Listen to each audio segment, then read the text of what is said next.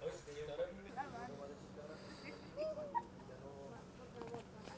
está todo esto, vamos, es que te viene una empresa certificadora con dos... Como queráis. Yo digo yo, si le estoy diciendo yo a Pablo.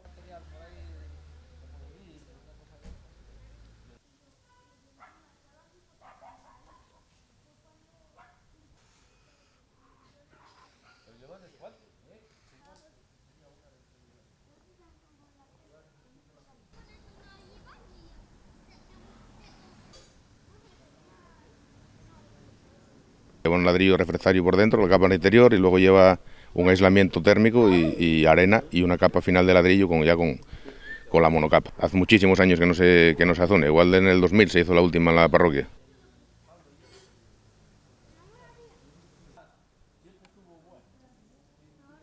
Está como elemento turístico señalizado con parte de realidad aumentada.